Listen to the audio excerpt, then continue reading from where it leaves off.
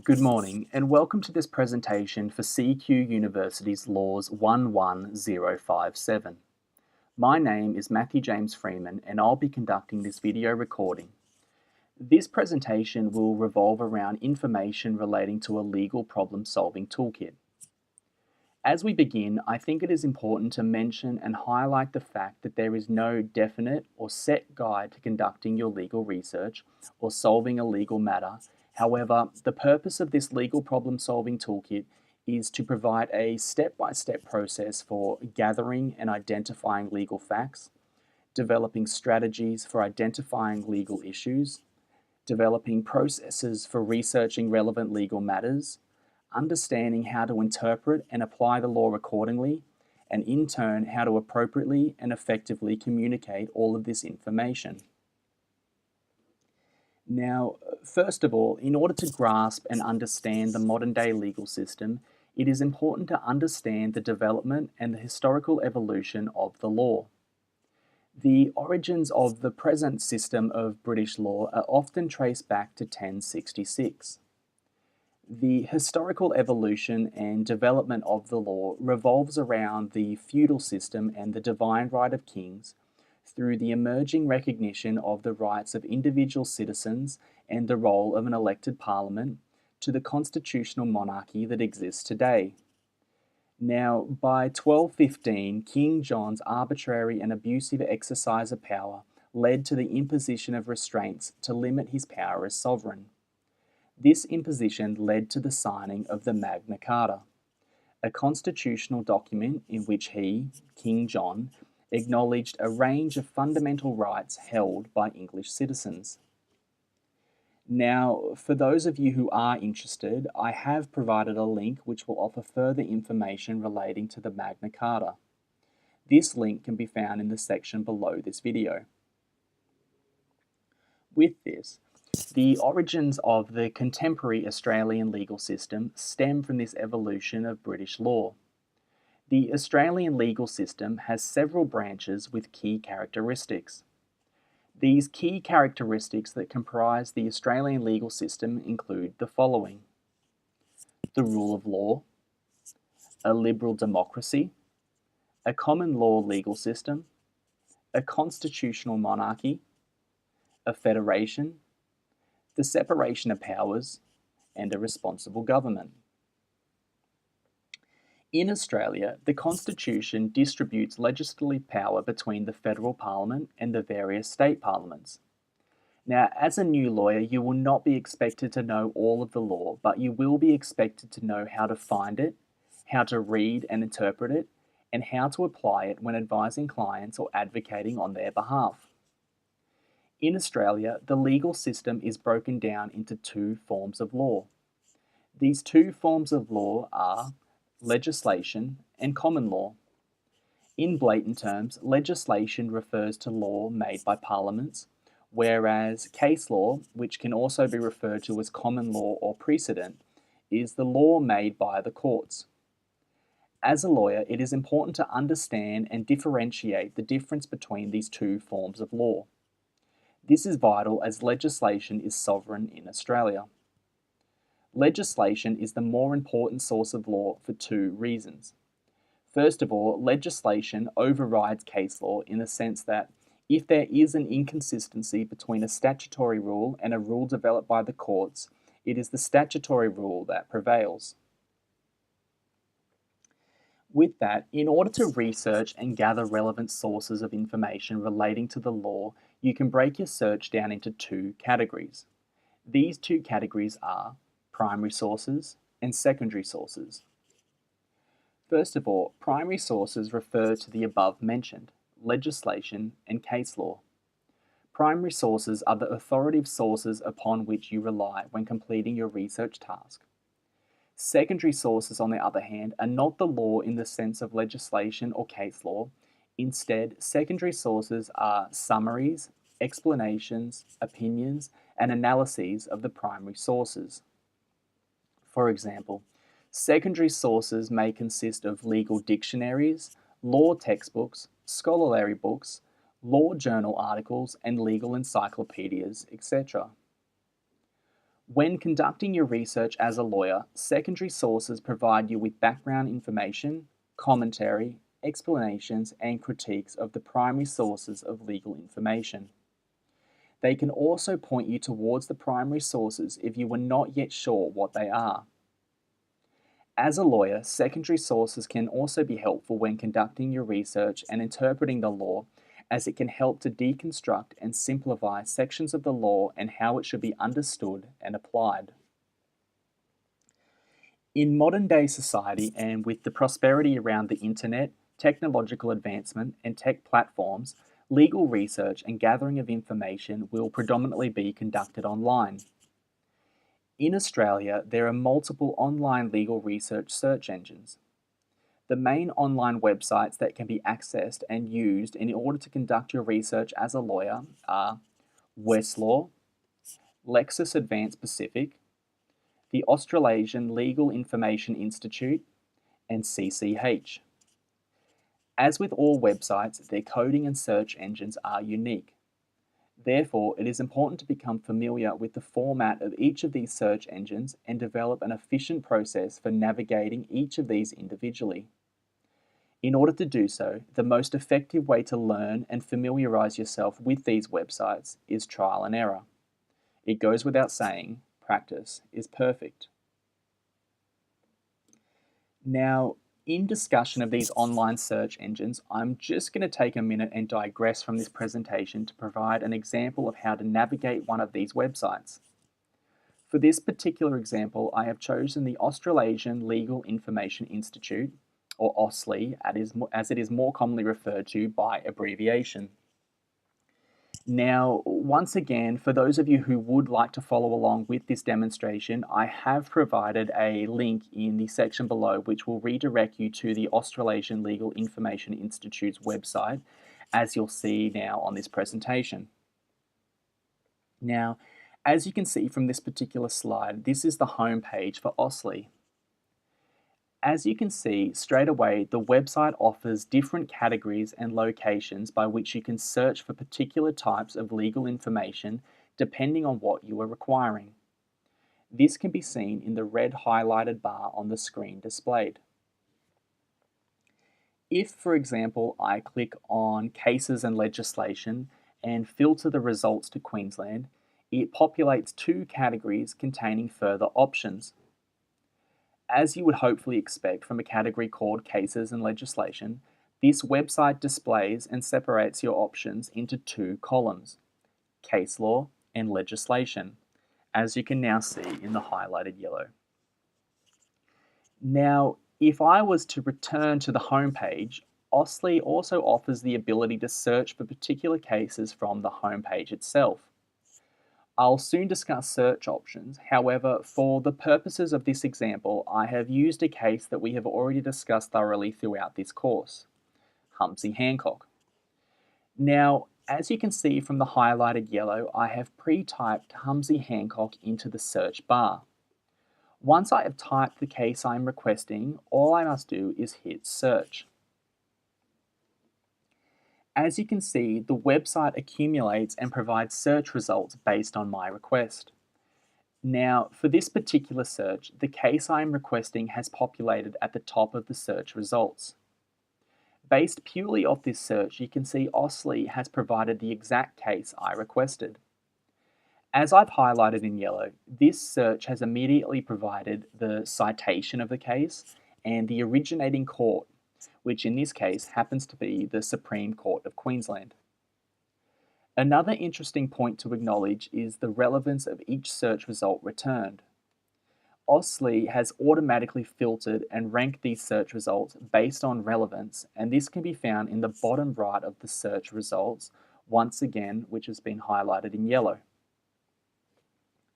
Knowing that this is the case I am requesting, I can click on the result, which will take me directly into the case itself. Here, I am able to read over the case in its entirety. For the purposes of this example, I have highlighted a few key criteria that can be obtained from this search once the case you are requesting has been found and accessed. Now, With this, even though all of these websites are online, it is still an invaluable skill to know how to find and understand paper-based research. These paper-based research methods include researching legal matters found in hard copy case citators, annotators, loose leaf services, and encyclopedias. Conducting paper-based legal research also requires that you are familiar with the layout, format, and structure of hard copy legal sources, case reports, legislation, and legal reference tools. When conducting your research online, it is important to be efficient and effective. In order to find all of the relevant information you require, your search terms must be specific. A technique for identifying relevant and required information is Statsky's cartwheel. This technique involves the application of various forms of word association with an original term to identify a range of useful and relevant search terms. For example, let's use the word wedding as our original term. Now, based on Statsky's cartwheel technique, instead of purely searching wedding, we can use broader terms to expand our search results. In order to do so, broader terms may include words such as celebration, ceremony, or festivity, for example. Or you could choose to narrow your terms by using search phrases such as church wedding or formal wedding. For legal research, another recommendation based on Statsky's cartwheel is the use of antonyms, which in this case may include association words such as annulment, divorce, or separation, to name a few. By following Statsky's cartwheel technique, it will provide a solid foundation and ensure effective and efficient legal research is to be committed to conducting quality legal research. This commitment is a key component of your professional identity and is essential to your success as a lawyer. In accordance with conducting quality legal research, it is important to use current information, authoritative information, and relevant information. As already stated, the collective of this information should be a combination of both primary and secondary sources. It is important to also realize that legal research is not a simple linear process. Rather, it is a cyclical process. When conducting legal research, there should be a guide or set of questions that have been established. By establishing a guide, it gives your research a purpose in the attempt to solve these proposed questions.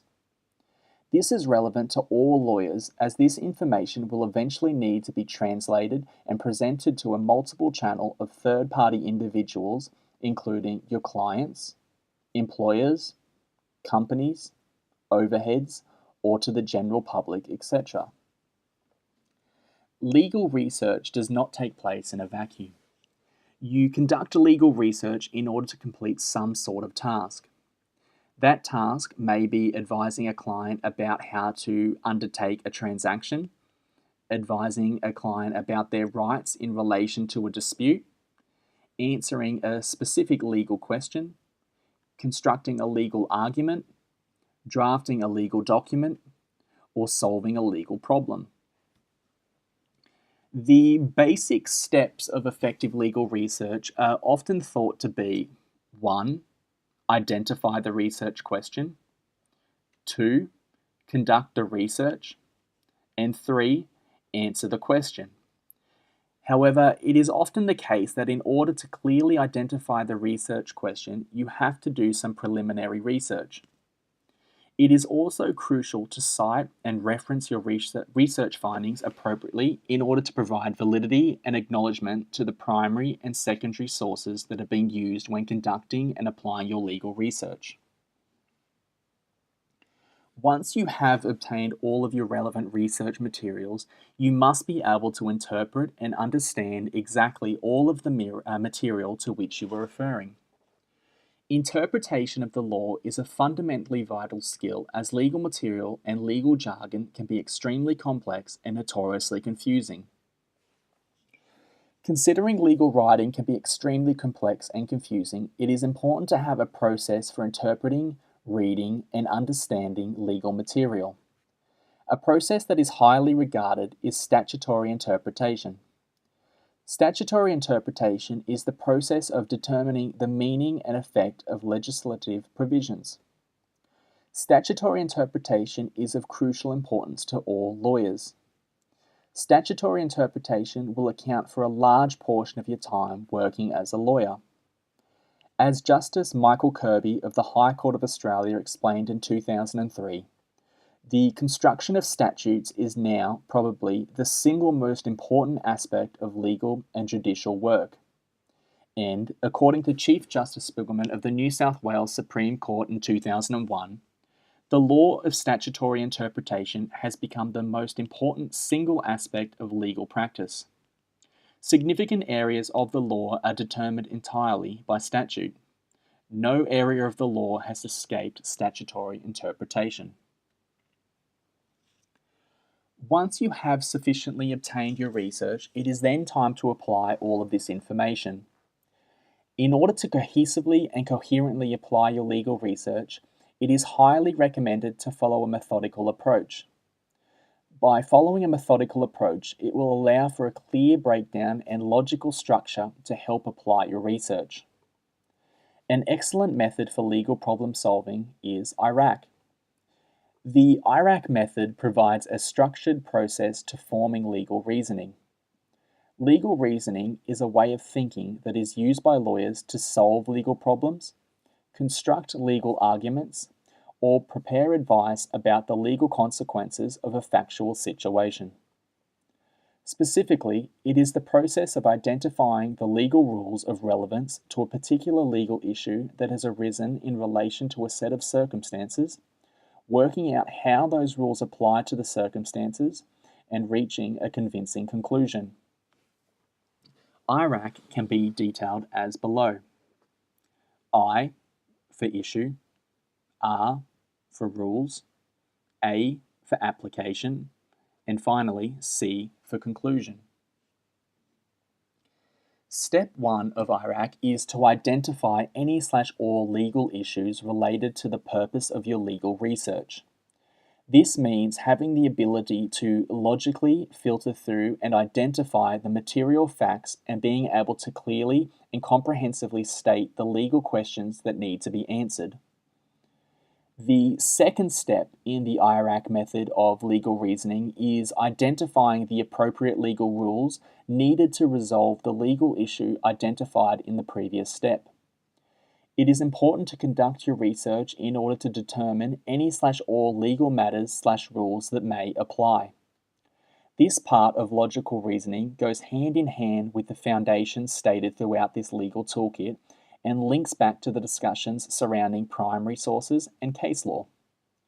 Each statement of law is supported by reference to a primary source of law, either a case or a statutory provision, and if you are referring to case law, you should consider whether it is binding or a persuasive precedent. Once you have identified the correct rules that apply to your particular research, you must deconstruct and highlight your reasoning as to why this particular rule applies. For example, if the problem is set in a particular state, you must refer to either the state's legislation or the federal legislation and not to a legislation from another jurisdiction.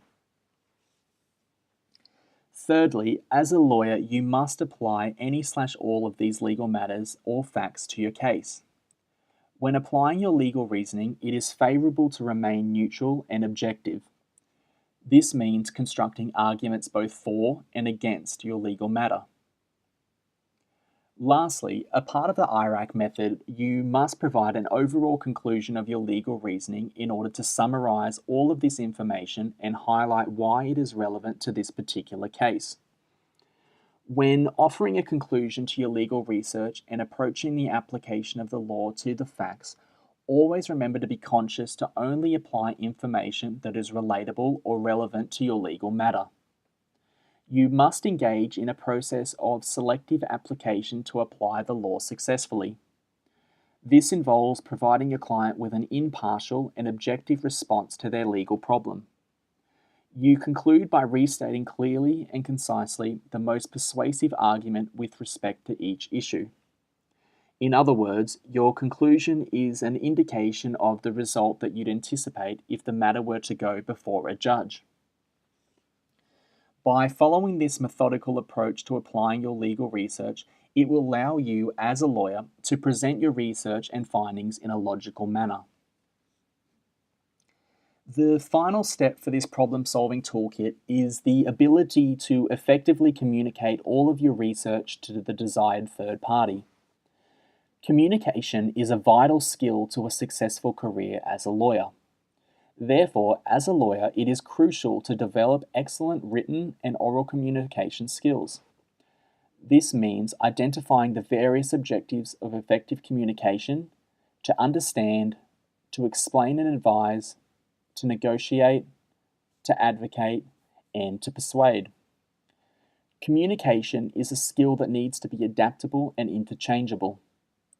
This is of high importance as your communication will need to be tailored to your client or recipient's level of understanding.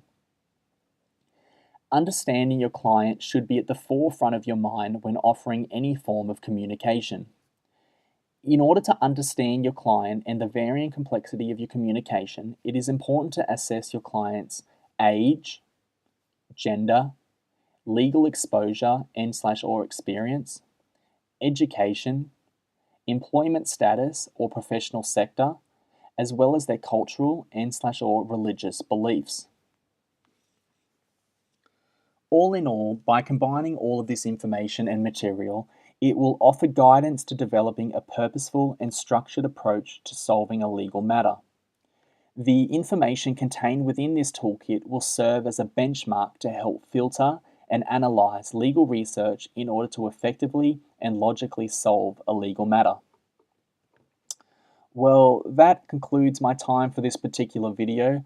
I really hope this presentation has been helpful and informative, and if you do have any further questions, feel free to comment below or contact me directly. Kind regards, and thank you for your time.